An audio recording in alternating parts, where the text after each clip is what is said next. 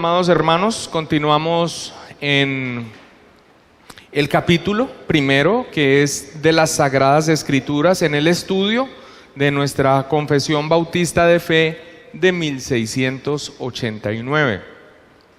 El párrafo que vamos a ver en esta mañana es el párrafo número 8, que habla de la disponibilidad, su disponibilidad, la disponibilidad de las Escrituras. Hermanos, y creo que esto lo haremos continuamente en la escuela dominical, y es lo siguiente: si nosotros cuando estudiamos la confesión de fe, nosotros no tenemos presente el momento en que fue redactada y uno de los propósitos principales por los cuales fue redactado, que fue dar respuesta en toda la controversia doctrinal que había frente a la Iglesia de Roma y frente al desvío de muchos grupos protestantes, por decirlo así de alguna manera, nosotros vamos a terminar estudiando la confesión de fe como si fuera una teología sistemática. Y la confesión de fe bautista, aunque tiene un orden sistemático, está organizada, incluso coincide en la forma como se ven los temas, las escrituras de Dios, de Cristo, salvación. Como vemos nosotros, ese orden no es una teología sistemática y no es el propósito, no debe ser el propósito de esta escuela dominical.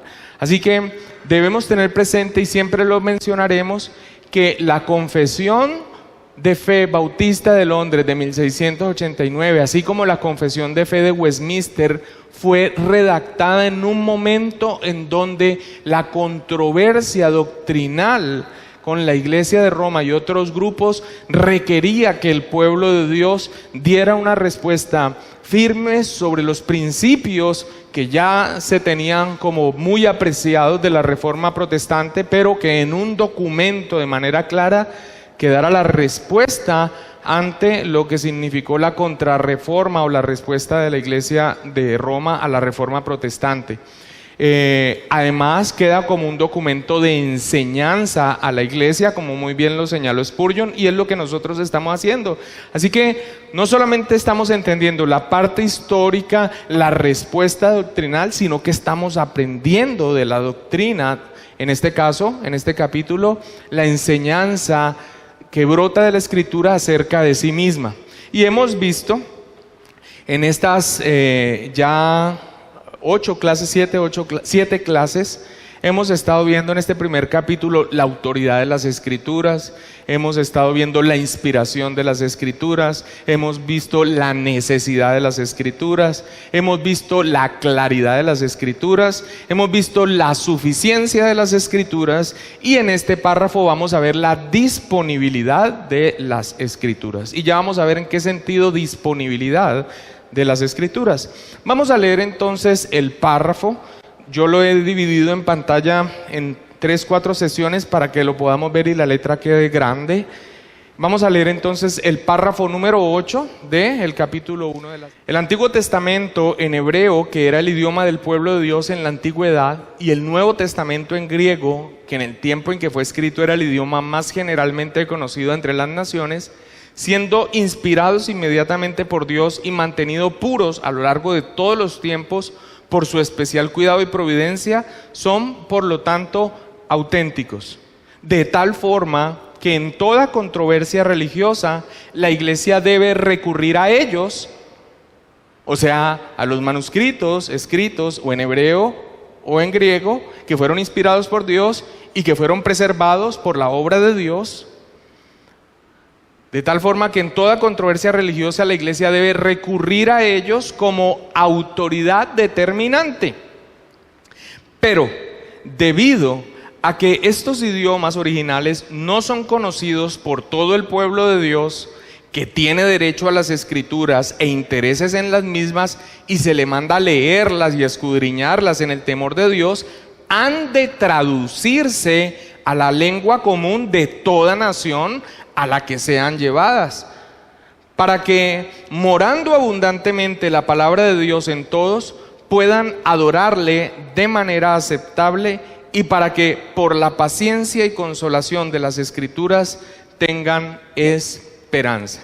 Y cuando usted lee el párrafo, pues básicamente puede darse cuenta que cuando hablamos de disponibilidad, es disponibilidad en el sentido de que las personas tengan la Biblia traducida a sus idiomas. ¿Para qué? Y allí también le explica el propósito. Pues para poder entenderla, para poder creer, para poder vivir por ella. Pero hay otra serie de detalles que aparecen allí dentro del párrafo, no solamente en la traducción, sino en cuanto a las lenguas originales en que fueron escritos y la preservación. Ahora, usted lee esto y usted lo puede entender, pero si usted no conoce el trasfondo histórico, usted no va a poder saborear por qué está escrito lo que está escrito y la potencia que tiene este párrafo de la confesión de fe.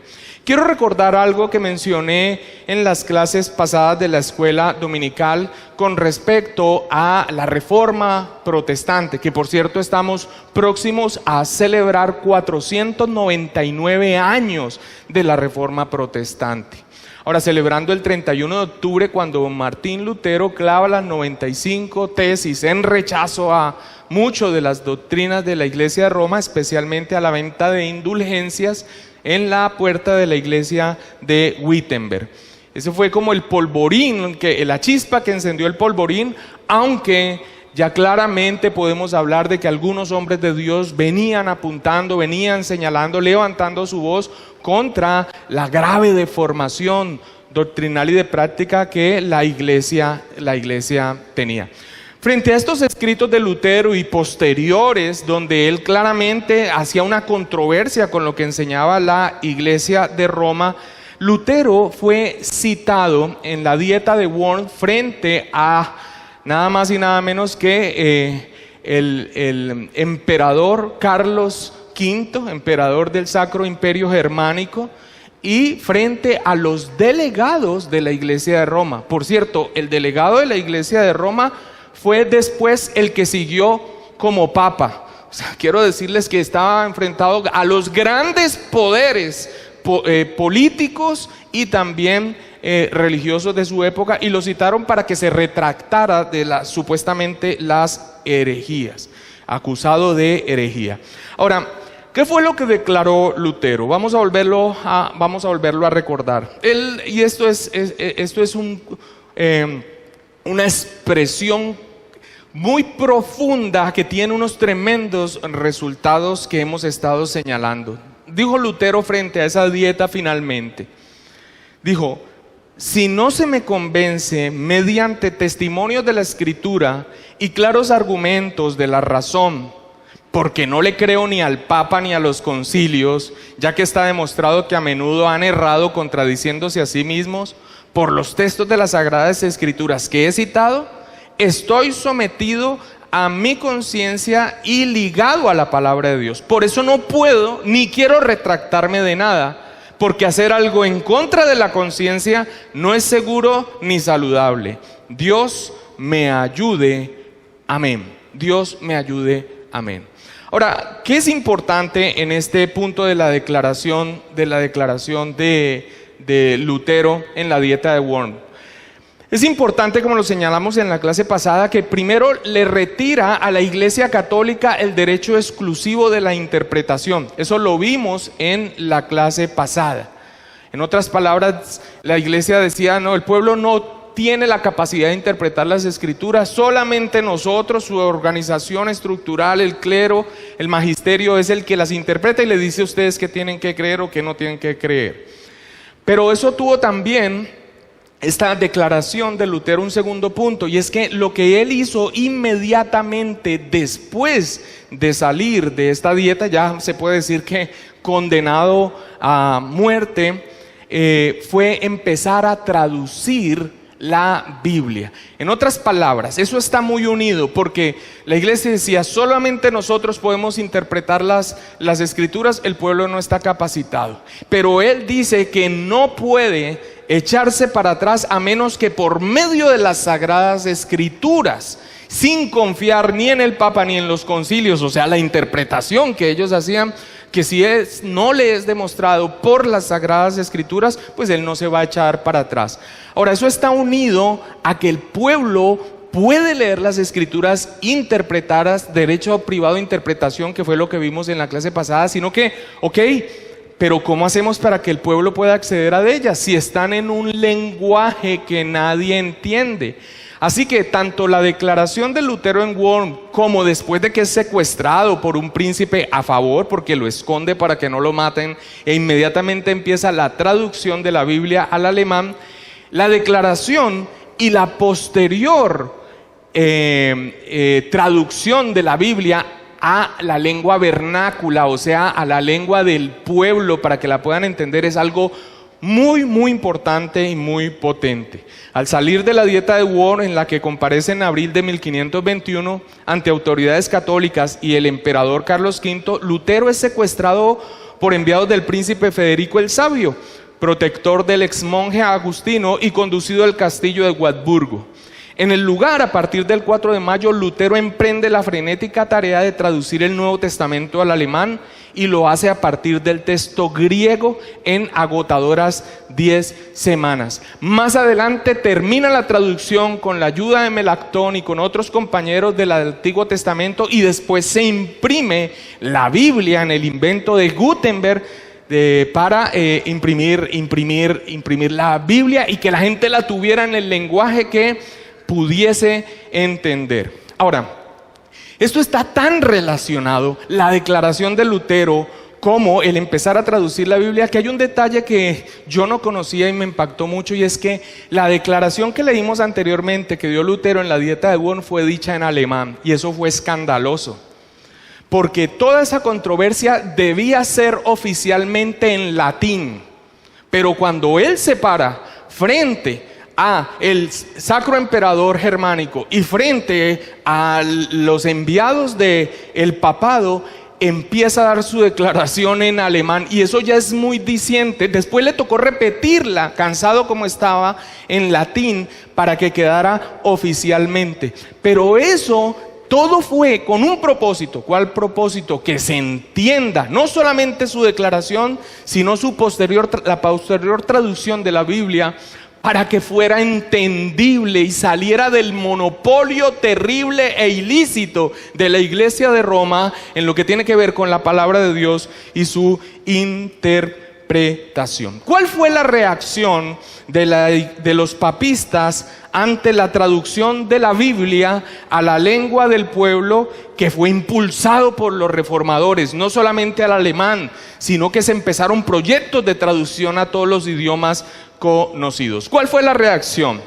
En el Concilio de Trento, en la cuarta regla, o sea, en la cuarta sesión que ellos tuvieron, escribieron lo siguiente: notando por experiencia. Esta es la Iglesia de Roma en el Concilio de Trento en reacción a la traducción de la Biblia. Notando por experiencia que si los sagrados libros se permiten leer a todos en lengua vulgar, o sea, cuando habla vulgar es del pueblo, sin diferencia alguna por temeridad de los hombres, se sigue de ahí más daño que provecho. Esta es la declaración de Trento.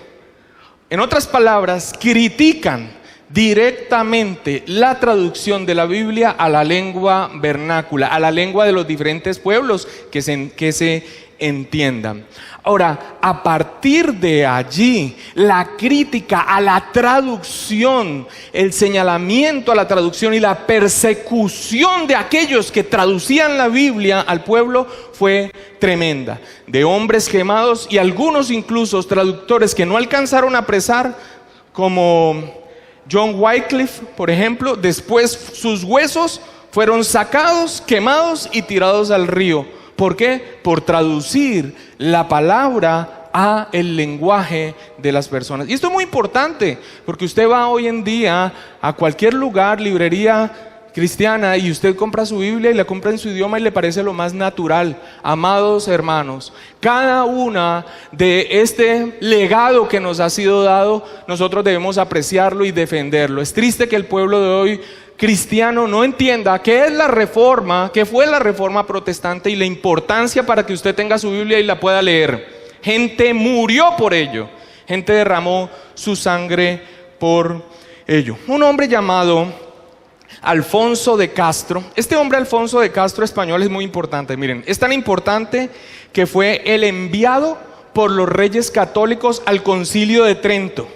Además de eso, fue el enviado a la coronación por el Papa de Carlos V, precisamente emperador del Sacro Imperio Germánico. O sea, era un hombre de mucha importancia y perteneció este español a Concilio de Trento y cada una de las expresiones que hemos visto del Concilio de Trento. Este hombre, Alfonso de Castro, en su libro Tratado de las Herejías, que escribió en 1539, escribió lo siguiente: hay que alabar con toda justicia el edicto de los esclarecidos y católicos reyes de España, por el que prohibieron bajo severísimas penas que nadie tradujera los libros sagrados a la lengua vulgar, o que nadie retuviera lo traducido por otro con cualquier autorización.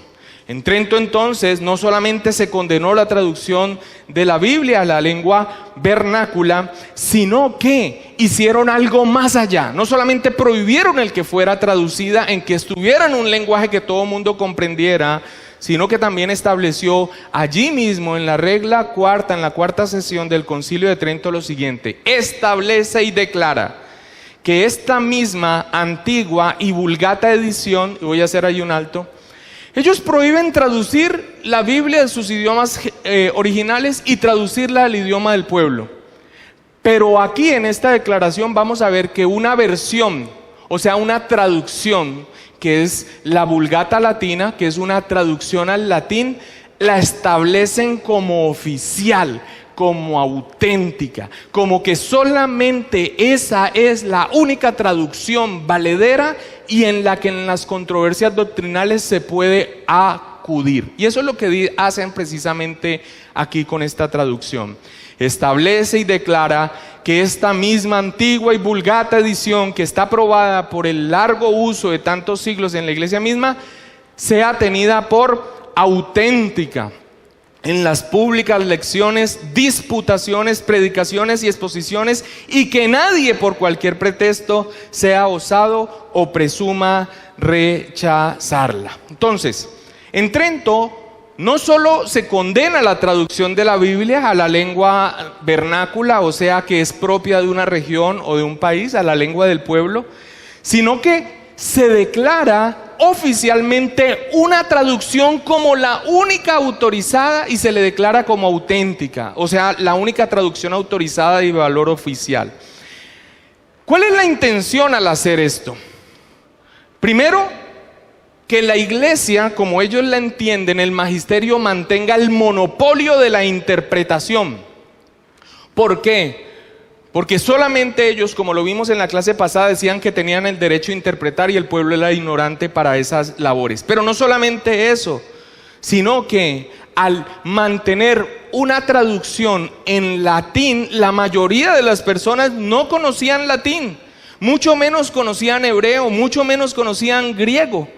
Ahora, mantener el monopolio de la interpretación, en otras palabras, si ustedes saben, se dan cuenta que nosotros hemos errado. Así que básicamente mantienen el monopolio de la interpretación, incluso diciendo, ok, pero si de traducción solo una, la Vulgata Latina, y está en latín, y la mayoría de las personas no sabían latín. Pero tiene otra intención, y es que al declararla como oficial, como aquí dice, cuando dice sea tenida por auténtica, esa traducción de la Vulgata Latina, ¿qué es lo que están haciendo?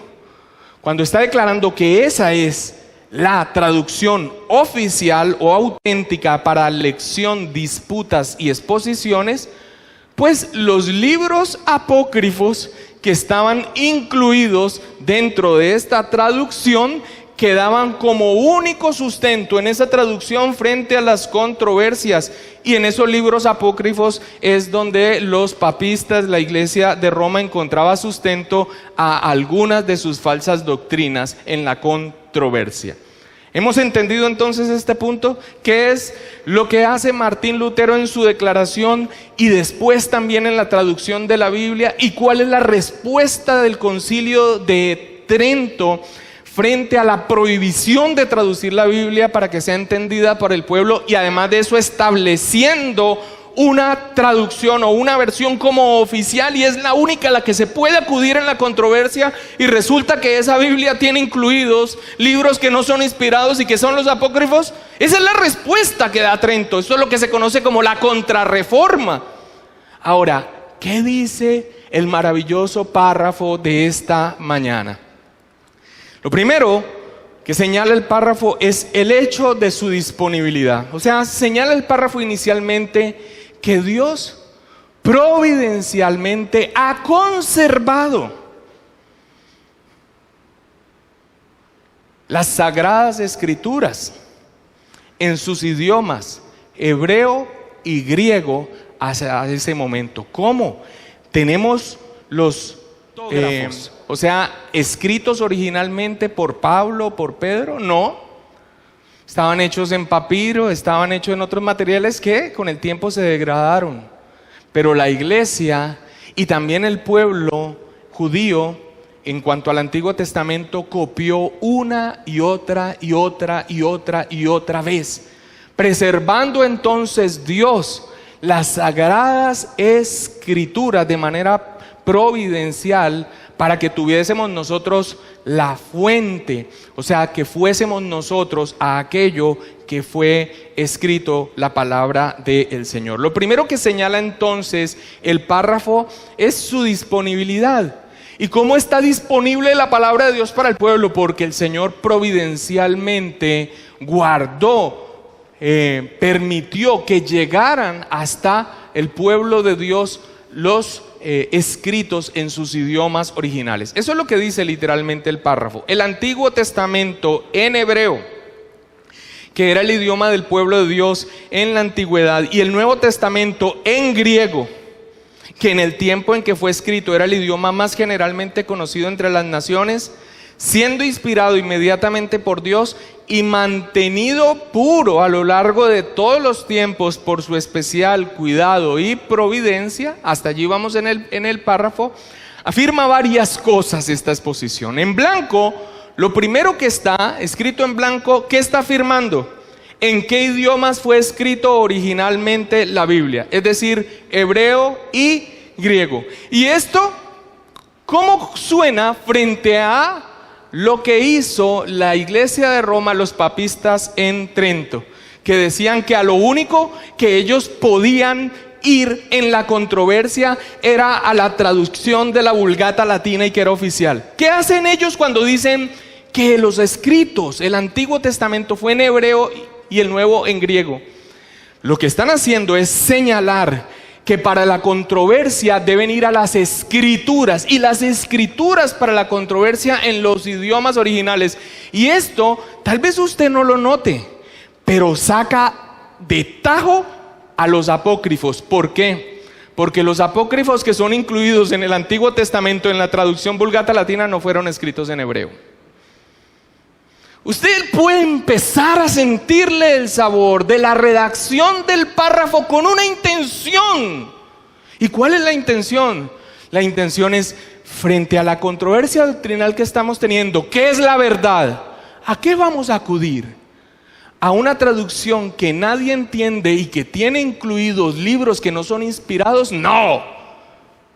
Vamos a ir a los textos originales. Vamos a ir al Antiguo Testamento que fue escrito en hebreo, y sacan de paso los apócrifos, y al Nuevo Testamento que fue escrito en griego. Pero es que al escribir Antiguo Testamento en hebreo también dicen que era el idioma del pueblo de Dios en la antigüedad.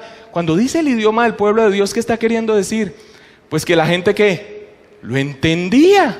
Y después cuando dice en el Nuevo Testamento en griego que en el tiempo en que fue escrito era el idioma más generalmente conocido entre las naciones, ¿qué es lo que está queriendo decir?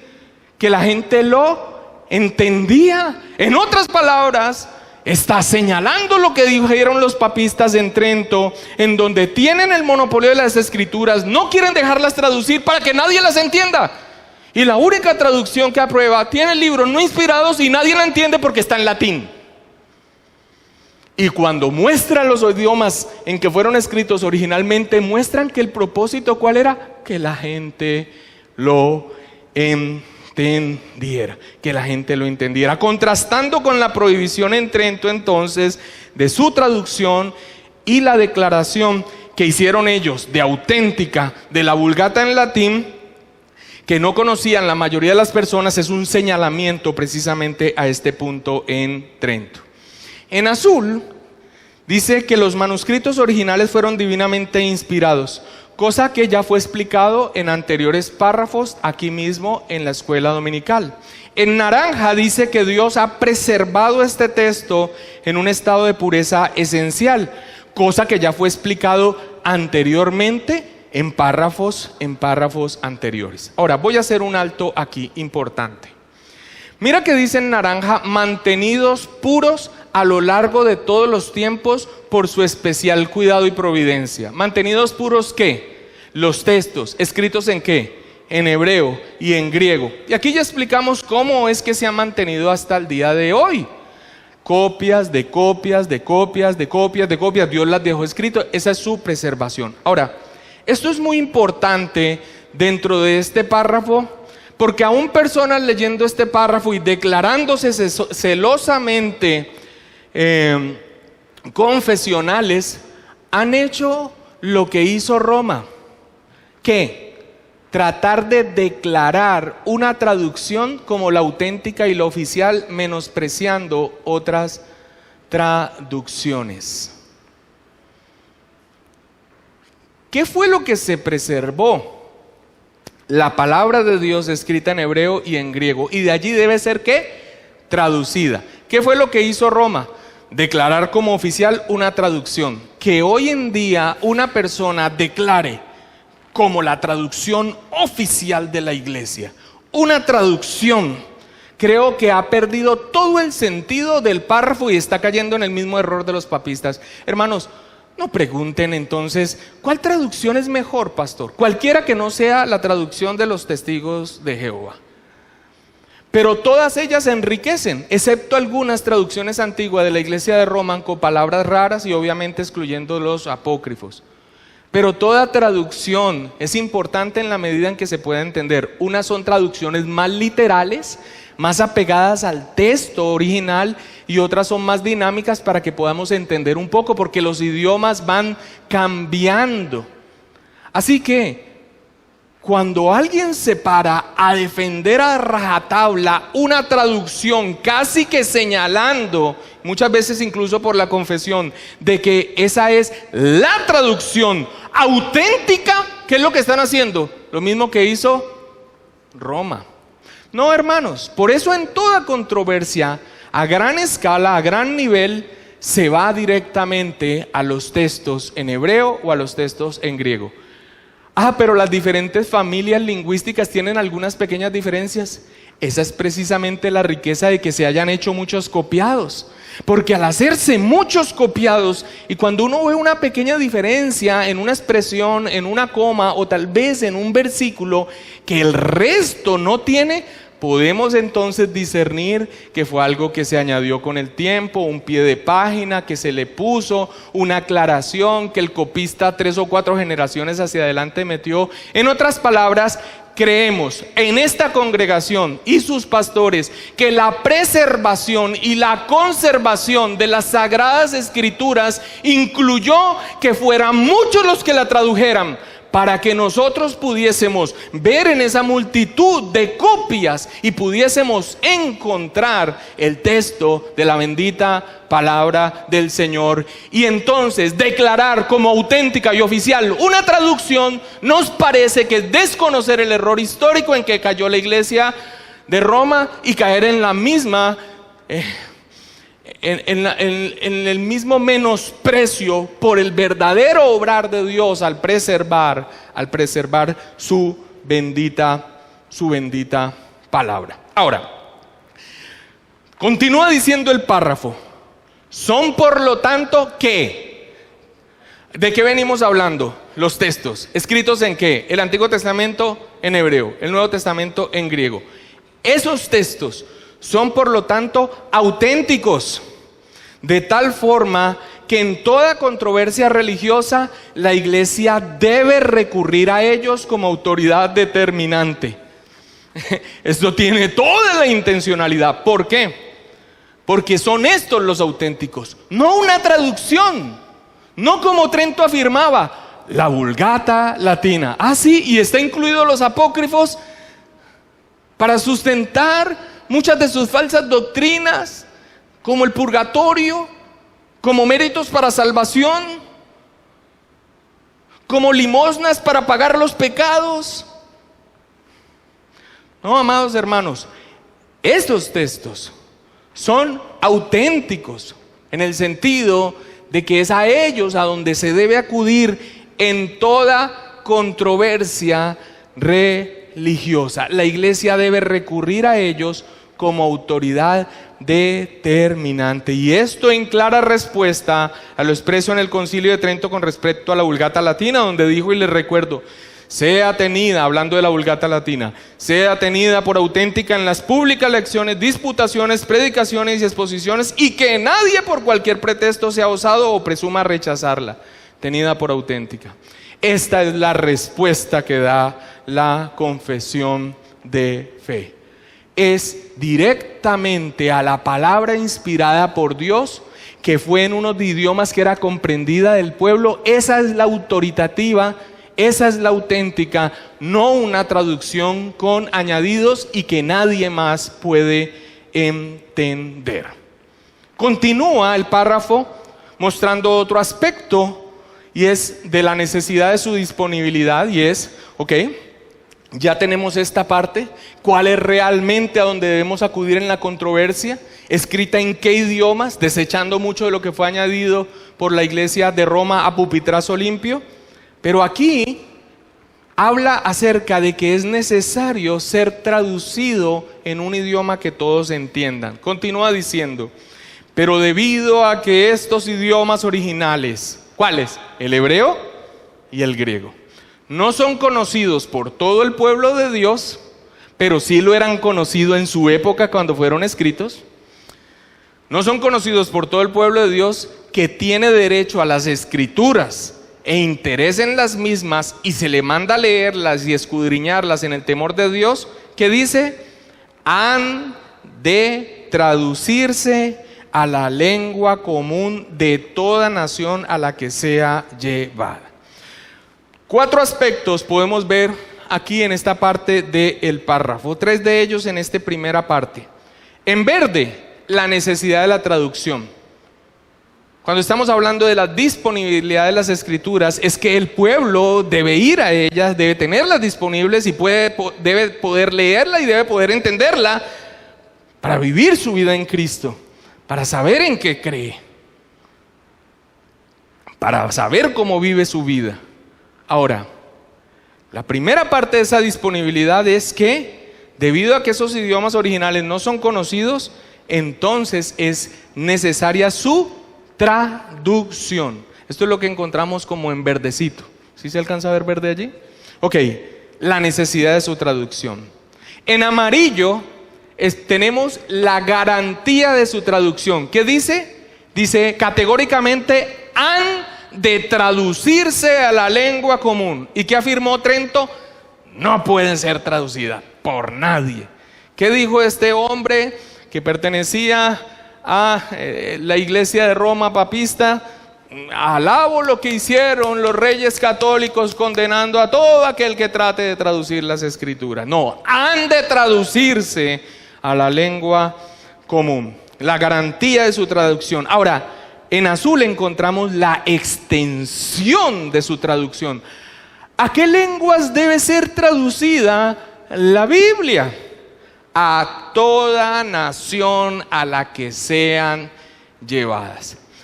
Me recordé mucho de este punto cuando fui a dictar uno de los cursos del seminario del USRL en Bolivia, que una persona que estaba en el culto, en la primera parte, estaba en el tiempo de oración y después de adoración, una hermana que era la mamá del pastor tenía abierta la Biblia. Y me preguntó sobre un texto, y cuando fui a mirar la Biblia de ella porque no lo tenía allí, yo no entendía nada. Resulta que ellos hablan entre ellos como nativos por lo general en una lengua, creo que es quechua. y tenía su Biblia, y después ella se apenó porque pues es muy normal compartir con los otros hermanos y ir a la Biblia, porque esa es su lengua materna. Hablan también español, pero lo que hablan en el campo, mientras están arando, mientras están cocinando, es en su lengua. Cuando él vino a saludar a su mamá, se hablaban en su lengua y uno como que quedaba como gringo. No sabía uno qué decía, pero me recordó mucho este punto. La Biblia está siendo traducida y debe traducirse porque la Biblia necesita ser entendida. ¿Y cómo va a ser entendida si no está en otro idioma? ¿Y te parece eso muy normal? Ok, fue prohibido y gente murió por ello. Y fue perseguidos. Y nosotros la compramos a 6,000 pesos en una librería.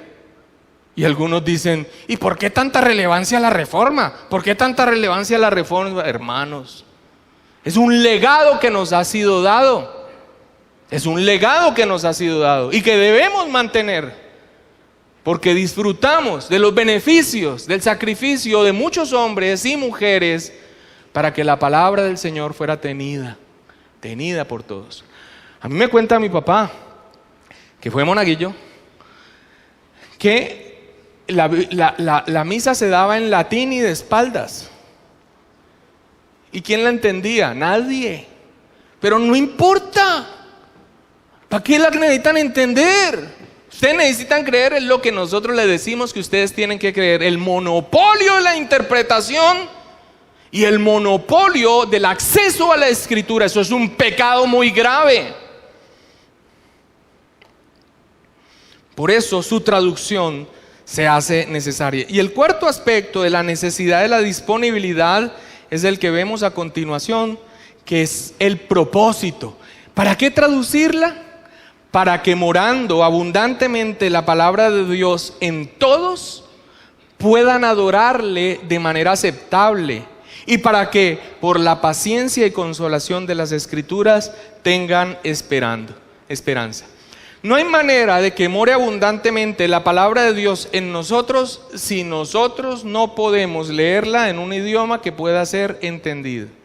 Las Escrituras deben tenerse no abiertas allí sin nunca leerlas, como un amuleto, como se tenía en práctica cuando estábamos muertos en delitos y pecados y metidos en una religión que ni siquiera entendía. Sin leerla. No, la Biblia debe ser leída y debe ser entendida. Y para ser entendida debe estar en nuestro idioma. Y es por eso que debe traducirse. Y toda controversia debe ser en lo fideligno de la Escritura. Por eso, amados hermanos, y yo no entiendo a veces el celo de algunos en que se pelean en cuanto a traducciones y versiones. Las traducciones y versiones son una enorme bendición para poder entenderla o de una manera literal o de una manera dinámica, pero solo son auténticas los manuscritos escritos en sus idiomas originales y que han sido conservados por las múltiples copias de las diferentes familias que se hicieron lingüísticas, para que nosotros podamos saber finalmente, tener total certeza de que lo que tenemos en nuestras manos es la bendita palabra del Señor. Por eso debe ser traducida. Colosenses 3:16, y con esto terminamos, dice: la palabra de Cristo more en abundancia en vosotros, enseñándoos y exhortándoos unos a otros en toda sabiduría, cantando con gracia en vuestros corazones al Señor, con salmos e himnos y cánticos espirituales. ¿Cómo puede hacerse esto si no tuviésemos acceso a la palabra de Dios en nuestro idioma? Romanos 15:4, porque las cosas que se escribieron antes para nuestra enseñanza se escribieron a fin de que por la paciencia y la consolación de las Escrituras tengamos esperanza. Con estos dos textos está compuesta la parte final del párrafo. Puntualmente y a manera de reflexión, amados hermanos, tantas cosas que hemos estado recordando en estos párrafos y que seguramente en los que siguen también, acerca de todo el legado que nosotros hemos heredado de la Reforma protestante con su lema sola Escritura. Nosotros debemos conocer esto y debemos conocer las respuestas en las controversias doctrinales para que nosotros no caigamos en errores torpes de nuestra parte. Debemos apreciar lo que estos hombres y mujeres hicieron y que nosotros somos beneficiarios, y debemos recordarlo también para no caer en errores que no debemos caer. Las traducciones son buenas en la medida que sean fidedignas a los escritos originales, sean literales, más apegadas literalmente, o sean dinámicas para que algunos puedan entender más fácilmente en la medida en que guarden la esencia de lo que está allí. En esto hay mucha controversia, en esto hay mucho señalamiento. Algunos satanizan que algunos tengan Nueva Versión Internacional, otros satanizan que tengan Reina Valera, otros abogan por ciertas cosas, ciertas otros por mantener incluso nombres en hebreo que ni siquiera son entendibles. En fin, el punto es que volver a algo que claramente en nuestra confesión de fe da claridad, y es el propósito de que la Biblia esté a nuestra disponibilidad y por lo tanto traducida para su entendimiento, es algo que nosotros debemos apreciar y mantener. Entonces, terminamos con esto. El Antiguo Testamento en hebreo, que era el idioma del pueblo de Dios en la antigüedad, y el Nuevo Testamento en griego, que en el tiempo en que fue escrito era el idioma más generalmente conocido entre las naciones, siendo inspirado inmediatamente por Dios y mantenido puro a lo largo de todos los tiempos por su especial cuidado y providencia, son por lo tanto auténticos, de tal forma que en toda controversia religiosa la Iglesia debe recurrir a ellos como autoridad determinante. Pero debido a que estos idiomas originales no son conocidos por todo el pueblo de Dios, que tiene derecho a las Escrituras e interés en las mismas, y se le manda a leerlas y escudriñarlas en el temor de Dios, han de traducirse a la lengua común de toda nación a la que sean llevadas, para que, morando abundantemente la palabra de Dios en todos, puedan adorarle de manera aceptable, y para que, por la paciencia y consolación de las Escrituras, tengan esperanza. Preguntas.